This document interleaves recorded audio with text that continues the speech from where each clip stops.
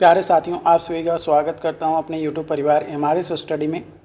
तो डियर, यहां पे मैं बात करने वाला हूं आपका BSFC 2023 का जो एग्ज़ाम हुआ, इसका रिज़ल्ट जो है 14 अगस्त को जो है आपका जारी किया गया। ठीक, उसके बाद इसका रिज़ल्ट सभी लोग 15 अगस्त को लगभग सभी लोगों ने जो है अपना चेक कर लिया कि उनका स्कोर कार्ड में कितना नंबर आया है, क्या वो क्वालिफाइड हैं या अनक्वालिफाइड हैं। ये सारी अपडेट उनको स्कोर कार्ड में उन्हें प्राप्त हो गया। अब जब उन्हें स्कोर कार्ड मिल गया तो उसके बाद कई सारे लोगों का अलग अलग सवाल आए। सबसे पहला जो सवाल आया था उसमें था कि भाई आपका मेरिट लिस्ट कब तक आएगा, मेरिट लिस्ट में कैसे नाम आएगा।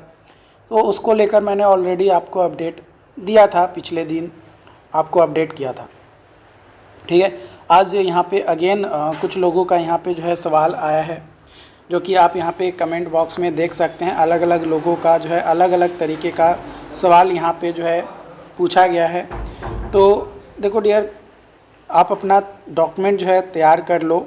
ठीक है, अब कुछ लोगों ने व्हाट्सएप पे भी मुझे मैसेज किया है, चलिए उसको भी हम लोग इंक्लूड करेंगे और उनके सवालों को अभी जो है हम लोग चर्चा करेंगे कि क्या सवाल हमारे व्हाट्सएप पे पूछा गया है। पहले जो कमेंट दिया गया है, पहले उन सभी का कमेंट का जवाब यहाँ पे दे देता हूँ, उसके बाद आगे की चीज़ें हम लोग यहाँ पे डिस्कस करेंगे।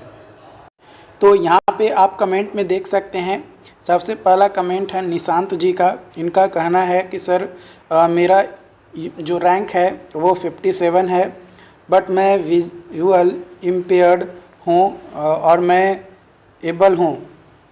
तो देखो डियर, अगर आपका स्कोर कार्ड में है ना, स्कोर कार्ड में आपका रैंक दे दिया गया है, यानी आप एलिजिबल हो, है ना, और आप आराम से डॉक्यूमेंट वेरिफिकेशन करवाओ। अगर डॉक्यूमेंट वेरिफिकेशन में किसी तरीके का कोई अड़चन या कोई लोचा, कोई दिक्कत नहीं होता है तो फिर कोई दिक्कत नहीं, आपका सिलेक्शन होगा। बट अगर डॉक्यूमेंट वेरिफिकेशन में दिक्कत होती है तो फिर प्रॉब्लम हो सकता है। तो अगर आपका सारा डॉक्यूमेंट सही है तो आराम से आपका सिलेक्शन होगा, आप एबल रहोगे, आप काम कर सकते हो। ओके, क्योंकि आप एलिजिबल थे तभी तो आपका एडमिट कार्ड दिया गया, आपका एग्ज़ाम हुआ और आपका रिज़ल्ट आया। अगर आप एलिजिबल ही नहीं रहते तो आपका रिज़ल्ट कैसे आता, नहीं आता।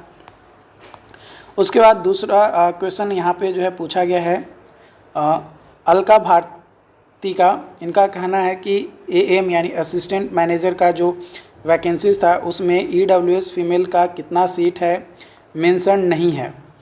तो चलिए हम लोग देखते हैं कि EWS फीमेल का सीट कितना है, वो हम लोग बात करेंगे। तो देखो EWS फीमेल का सीट आपका नहीं है। चलिए हम लोग प्रोस्पेक्टस एक बार खोलकर देख लेते हैं कि क्या अपडेट उसमें है। तो देखिए यहाँ पे प्रोस्पेक्टस में आप आएंगे, जब प्रोस्पेक्टस आप 2022 वाला जो डाउनलोड करेंगे तो इसमें आप देखेंगे कि अनुसूचित जाति महिला, अनुसूचित जनजाति महिला, अत्यंत पिछड़ा वर्ग महिला, पिछड़ा वर्ग महिला, पिछड़े वर्ग की महिला और अनारक्षित महिला और EWS का यहाँ पे जो है सीटें आपका देख सकते हैं। असिस्टेंट प्रबंधक का जो है यहाँ पे सहायक प्रबंधक का दिया गया है, सहायक लेखा पदाधिकारी का दिया गया है, लेखापाल का दिया गया है, गुणवत्ता नियंत्रक यानी क्वालिटी कंट्रोलर और LDC लोअर डिवीज़न जो क्लर्क है उसका यहाँ पे दिया गया है। पोस्ट वाइज आप यहाँ पे सीट देख सकते हैं कि किस कैटेगरी में कितना सीट है। ठीक है, जनरल महिलाओं का है ना, यानी युवा कैटेगरी के हैं लेकिन वो फीमेल हैं, तो उनका जो है यहाँ पे आपका सीट जो है दिया गया कितना। अगर असिस्टेंट मैनेजर के तौर पे बात किया जाए यानी सहायक प्रबंधक का, तो यहाँ पे आपका जो है 36 सीट है। वही सहायक लेखा पदाधिकारी का जो है 3 है, और आपका जो लोअर डिवीज़न है ना, निम्न वर्गीय लिपिक जो है उसका जो है आपका 13 सीट है, नहीं 19 सीट है यहाँ पे महिलाओं का। ठीक, अनरिजर्व्ड में महिलाओं का यहाँ पे दिया गया है, और EWS का यहाँ पे 26 सीट है टोटल। अब इसमें स्पेसिफाइड नहीं किया गया है EWS फीमेल का। वो स्पेसिफाइड इसलिए नहीं किया गया क्योंकि आपको जो है 10% जब आपको छूट दिया जाता है तो आपका जो कट ऑफ है, देखो मैं हर एग्ज़ाम का अलग अलग जाता है, but most of the exam आप जितना भी एग्ज़ाम देखेंगे, मैक्सिमम एग्ज़ाम में जो SC/ST का जो कट ऑफ होता है ना, SC/ST का जो कट ऑफ होता है उसके आसपास जो है EWS का कट ऑफ रहता है ना, या तो उससे थोड़ा ज़्यादा रहता है, लगभग ज़्यादा ही रहता है, बहुत ही कम ही एग्ज़ाम में आपको उसके इक्विवेलेंट रहेगा, लेकिन लगभग आसपास रहता है SC/ST का जो कट ऑफ रहता है उसके। तो इसलिए यहाँ पे EWS फीमेल को स्पेसिफाई नहीं किया गया है। हाँ, यहाँ पे जनरल फीमेल को क्लास स्पेसिफाई किया गया है, तो जो जनरल फीमेल है उसी में आपका जो है EWS फीमेल वहाँ पे जा सकते हैं, क्योंकि जनरल में सब कोई जा सकता है ना। तो EWS फीमेल का अलग से नहीं दिया गया, तो अलग से यहाँ पे आपका सिलेक्शन नहीं होगा। EWS में आपका जनरल रैंक के अनुसार और EWS रैंक के अनुसार ही आपका जो है सिलेक्शन लिया जाएगा। यहाँ पे आप देख सकते हैं कि दिव्यांग किस आधार पे आप हैं, तो उनका कितना सीट है वो आप यहाँ पे देख सकते हैं, है ना। दृष्टि, है ना, मूक बधिर दिव्यांग, चलन दिव्यांग और मनोविकार विज्ञान। तो यहाँ पे आप सीट देख सकते हैं असिस्टेंट मैनेजर के लिए, और यहाँ पे जो है आपका क्वालिटी कंट्रोलर के लिए, और आपका जो है निम्न वर्गीय जो लिपिक हैं उसके लिए यहाँ पे जो है दिया गया अलग अलग दिव्यांगता के लिए अलग अलग सीटें, नंबर ऑफ सीटें जो है यहाँ पे दी गई है। अगला क्वेश्चन यहाँ पे गुड़िया जी का क्वेश्चन है। इनका कहना है कि ग्रेजुएशन पासिंग सर्टिफिकेट अभी तक कॉलेज से नहीं लाए हैं, दिक्कत होगा क्या। तो देखो डियर, डॉक्यूमेंट वेरिफिकेशन में आपका क्वालिफ़िकेशन क्या है उसी को तो चेक किया जाता है। तो डॉक्यूमेंट आप कॉलेज से जाकर निकाल लो अगर नहीं निकाले हो तो, क्योंकि इससे बहुत ज़्यादा दिक्कत होगा, बहुत ज़्यादा इम्पैक्ट होगा। अगर आप ग्रेजुएशन पे फॉर्म भरे हो तो ग्रेजुएशन का सर्टिफिकेट तो आपको ज़रूरी है, आपके पास होना चाहिए। ओके, अगला सवाल है यहाँ पे मयंक राज जी का। यहाँ पे इनका कहना है कि मेरा AM यानी असिस्टेंट मैनेजर के पोस्ट के लिए जो है मैंने जो है फॉर्म फिलअप किया था, और EWS से मुझे जो है 30 रैंक जो है दिया गया है, और ओवरऑल जो है हमारा 248 है, क्या चांस बनता है। देखो अगर आपका रिज़ल्ट हुआ है तो डेफिनेटली आपका सिलेक्शन होगा। अब यहाँ पे रही बात डॉक्यूमेंट वेरिफिकेशन की, तो जब आप डॉक्यूमेंट वेरिफिकेशन करवाते हैं तो डॉक्यूमेंट वेरिफिकेशन में अगर कई सारे लोग छटेंगे तो उसके बाद का जो अपडेट है वो आपको मेरिट लिस्ट में ही पता चलेगा कि आपका ज्वाइनिंग होगा कि नहीं होगा।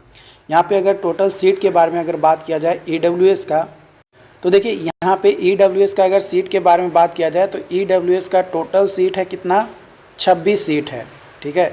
EWS का टोटल सीट जो है 26 है और आप बोल रहे हैं 30 है। तो अब यहाँ पे डॉक्यूमेंट वेरिफिकेशन के बाद ही जो है आपको पता चल पाएगा कि आपका होगा कि नहीं होगा, क्योंकि 30 है। अगर 4 लोग अगर छट जाते हैं डॉक्यूमेंट वेरिफिकेशन में तो डेफिनेटली आपका जो है यहाँ पे ज्वाइनिंग जो है आपको मिल सकता है। बाकी आपको पहले तो डॉक्यूमेंट वेरिफिकेशन ही करवाना होगा, उसके बाद ही आगे की अपडेट जो भी होगा वो आप लोगों के साथ शेयर किया जाएगा।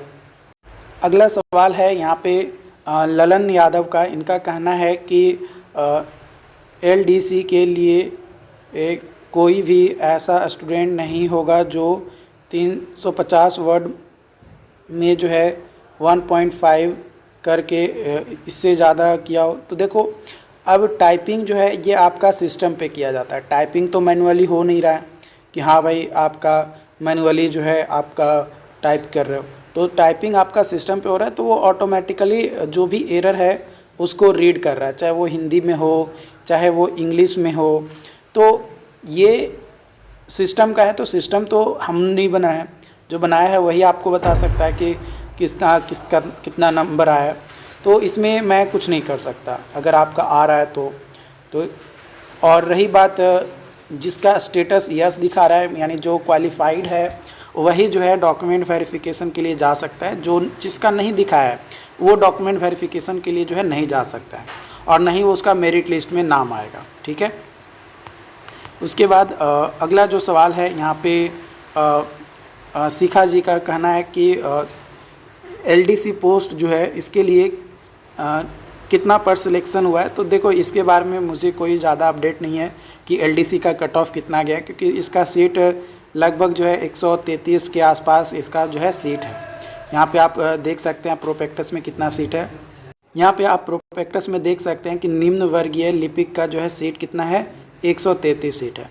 तो कट ऑफ अब एग्ज़ाम कैसा गया है, एग्ज़ाम कैसा लिया गया, कितना हार्ड पेपर था, नॉर्मलाइजेशन करने के बाद कितना नंबर आया, तो उसके बाद कट ऑफ डिपेंड करता है। कट ऑफ जो है बीसीसी बोर्ड रिलीज़ करती नहीं है कि हाँ कितना कट ऑफ गया है। तो जो लोग मुझे मैसेज करते हैं कि हाँ मेरा मिनिमम इतना नंबर था, मैं सेलेक्टेड हूँ, तो उसके अनुसार मैं अपडेट करता हूँ कि हाँ इतना कट ऑफ आपका गया होगा। ओके, अगला यहाँ पे सवाल है कि काउंसलिंग से रिलेटेड जो भी अपडेट्स होगा आप जो है देते रहिए। तो डेफिनेटली जो भी अपडेट्स होंगे आपको हमारे वीडियोस के माध्यम से मिलता रहेगा। देखो जब भी बीसीसी बोर्ड में आप कॉल करोगे ना, तो अगर एग्जैक्ट डेट अगर उसको नहीं बताना रहेगा तो सिंपल बोलेगा कि वेबसाइट से बने रहिए, आपको सारी अपडेट मिलेगी। तो आप या तो वेबसाइट से बने रह सकते हो या तो आप हमारे साथ जुड़े रह सकते हो। आपको जो ईजी लगे, जो आपको कंफर्टेबल लगे, आप उसके साथ जुड़ सकते हो। वेबसाइट से जुड़ना चाहते हो बीसीसी बोर्ड के ऑफिशियल वेबसाइट से, वहाँ से आप अपना अपडेट ले सकते हो। नहीं तो हमारे वीडियोस को रेगुलरली देखते रहना, आपको डेफिनेटली अपडेट मिलेगा। उसके बाद यहाँ पे आपका आलोक रंजन का कहना है कि अनरिजर्व्ड में महिला का जो है 35% रिजर्वेशन नहीं है क्या। तो देखो रिजर्वेशन तो है, महिलाओं के लिए जो है 36 सीटें आपका यहाँ पे रिज़र्व किया गया है ना। टोटल सीट जो है 262 है। 262 सीट में 36% सीट जो है यहाँ पे रिज़र्व किया गया है जनरल महिलाओं के लिए। फिर ईडब्ल्यूएस का जो है अगर सीट बात किया जाए तो 26 सीट हैं। तो इस तरीके से आप देख सकते हो कि यहाँ पे सीट तो रिज़र्व की गई है जनरल के महिलाओं के लिए भी। अगला यहाँ पे आपका सवाल है जिनका कहना है कि 90+ वालों का इंटरव्यू होगा या फिर क्लियर नहीं होगा। तो देखो अगर आप चाहे 90+ लेकर आओ, चाहे 100 मार्क्स ही क्यों ना हो, अगर 100% भी अगर आप मार्क्स लेकर आए हो तो आपका डॉक्यूमेंट वेरिफिकेशन ही होगा। डॉक्यूमेंट वेरिफिकेशन होने के बाद अगर डॉक्यूमेंट वेरिफिकेशन आपका क्लियर रहता है तभी आपका सिलेक्शन होगा। अगर डॉक्यूमेंट वेरिफिकेशन में आप छट जाते हो तो आपका सिलेक्शन नहीं होगा। फाइनल जो मेरिट लिस्ट जारी किया जाएगा उसमें आपका नाम नहीं रहेगा अगर डॉक्यूमेंट वेरिफिकेशन में आप छट जाते हो तो कुछ वैसे डॉक्यूमेंट्स होते हैं जिसमें अगर गलती होती है तो आपको कुछ दिन टाइम दिया जाता है। जैसे तो अगर आपको टाइम भी दिया जाता है और उस दौरान में आप अगर जमा कर देते हो डॉक्यूमेंट बनवा कर, तो उसमें कोई इफ़ेक्ट आपका नहीं होगा। ओके, बाकी इससे रिलेटेड जो भी अपडेट्स होंगे वो आप लोगों के साथ शेयर किया जाएगा। चैनल को सब्सक्राइब नहीं किए तो चैनल को सब्सक्राइब ज़रूर कर लीजिएगा ताकि इसी तरीके का आपको अपडेट मिल सके। Thank you.